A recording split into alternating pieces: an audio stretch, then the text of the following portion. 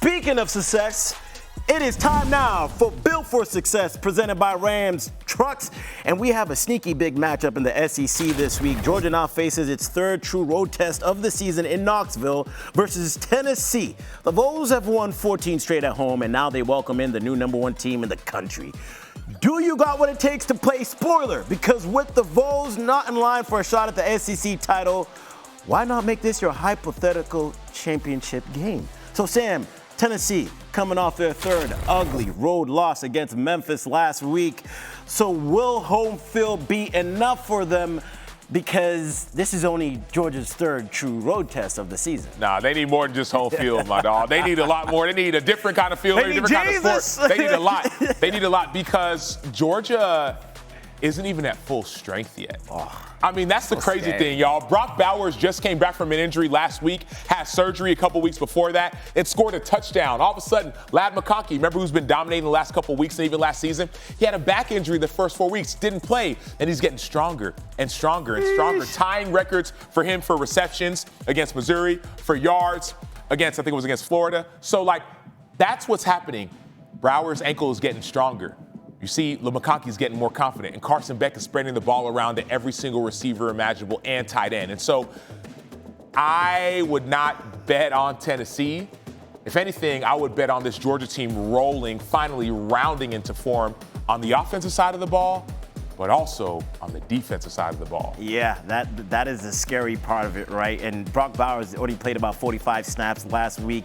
Typically, he plays 60 to 70. He said he was sore after the game, but then Carson Beck said, listen, he's just getting back. The fact that he's on the field means that defenses have to focus on him. So if you're going to focus on him, then he's just going to throw the ball to everyone else. So let's keep our attention on that QB matchup because Joe Milton, he's not having the best of the season, but he's playing well. He's gotten better throughout the year. And Carson Beck quietly throwing for over 3,000 yards this season. I mean, the dude has been on fire, and nobody's talking about it enough. But it's okay. We're talking about it now. So which QB is under more pressure to win this game? Oh, it's Joe Milton, hands down. Now, Carson, why Joe Milton?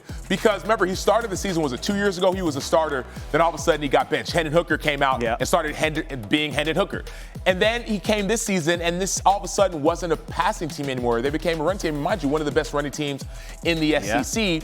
So it's like, okay, when we need you most, Joe Milton, which is now, will you be able to perform against the best? We need you at your best against the best. Georgia right now, rankings-wise and others, is the best. Will Joe Milton be able to perform? And on the other side, Carson Beck, he's as cool as a cucumber, man. Other side of the pillow. This dude just...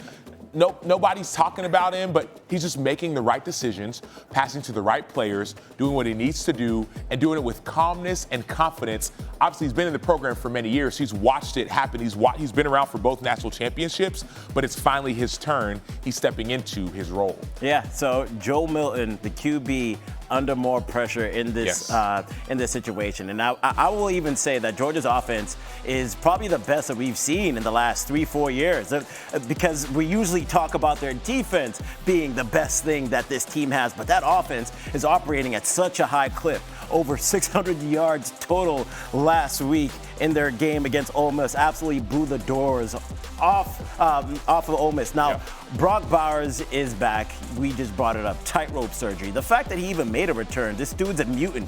It's a 4 to 6 week recovery. This dude was back in 3 weeks, playing 45 snaps and at a high level in a Division I football game. So how big of a role do you expect him to play against Tennessee? I expect it to grow even more. You talked about it, 45 snaps last week, and even in those snaps, he was mixing and scratching, maybe making people miss. I didn't expect that at all. And so all of a sudden, you do that, and yes, you're sore. Yes, you recover. Getting your Normatec boots, ice tub, cold tub, hot tub, whatever you need. Epsom salt bath, get that thing right.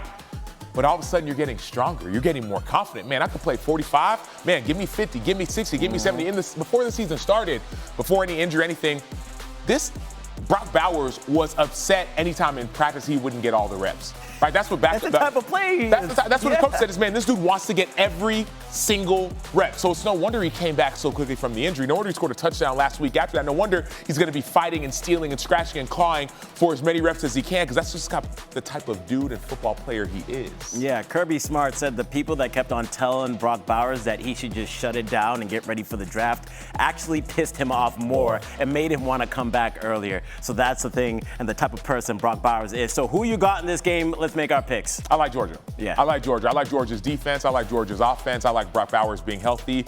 Tennessee, I'm not a believer per se in Tennessee. I think Missouri got a chance to show that in their game last week. But I just think Georgia's rounding into form. And I think Georgia, from an offensive standpoint, but from a team standpoint, we've seen them score on special teams. We've seen them score on defense. We've seen them score on offense. That's the Georgia we're going to see. I think they're just warming up when they play Alabama. I'm going with Georgia too, man. It's a pretty easy choice. They're getting better and better. Give me something.